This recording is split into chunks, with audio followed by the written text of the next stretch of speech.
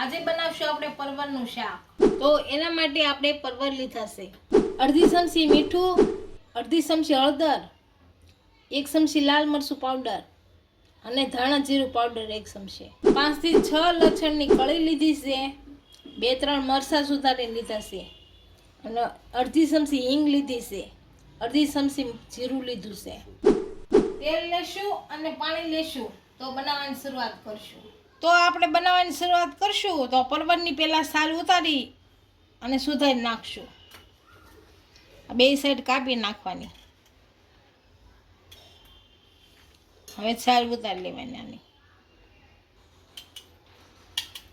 છાલ થોડી કડક આવે આની।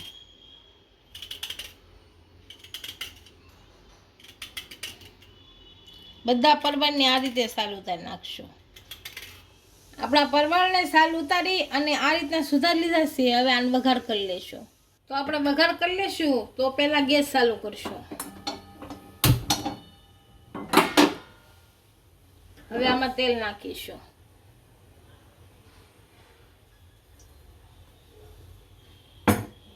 આને ગરમ થવા દેશું। આપણું તેલ આવી ગયું છે, આપણે અડધી ચમચી જીરું નાખશું। અડધી ચમચી હિંગ નાખશું।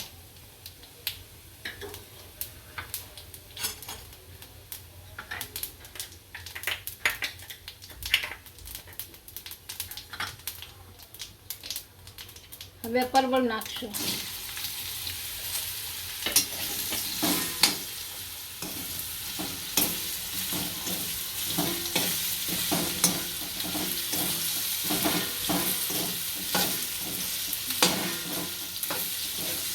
અને તેલમાં શેરવી નાખશું। હાલા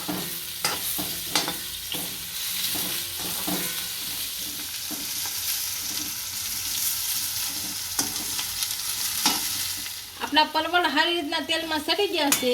આ અડધી ચમચી હળદર નાખશું। આ ધાણા જીરું નાખશું અને સહેજ મીઠું નાખશું।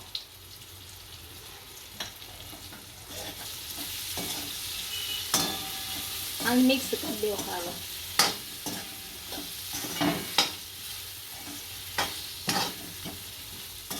આને આપણે ઢાંકીને સડવા દેવું। પાણીની કાંઈ આમાં જરૂર પડતી નથી।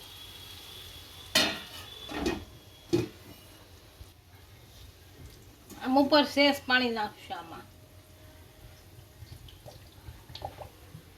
5 થી 6 લસણની કળી નાખશું। 2 મરચાં નાખશું।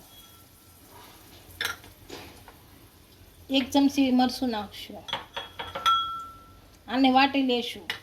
આપણે ત્રણેય વસ્તુ વાટી લીધી છે। આપણા પરવળ જોઈ લઈએ સડી ગયા કે નહીં એમ।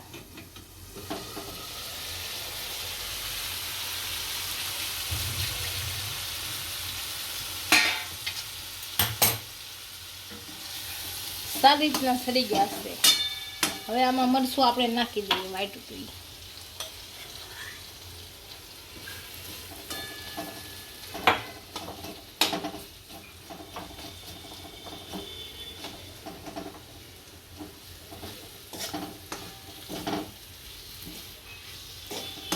મરચોમાં પેળવી નાખશું। હાલો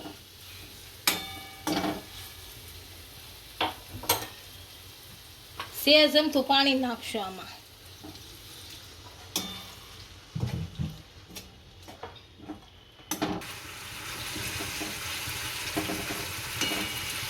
આમાં આપણે સડવા દેશું। આપણું શાક સડી ગયું છે। આને ઉપરથી ધાણા નાખી અને ગેસ બંધ કરી અને ઉતારી લઈશું। આપણો પરવળનું શાક તૈયાર થઈ ગયું છે। એને સર્વ કરી દઈશું।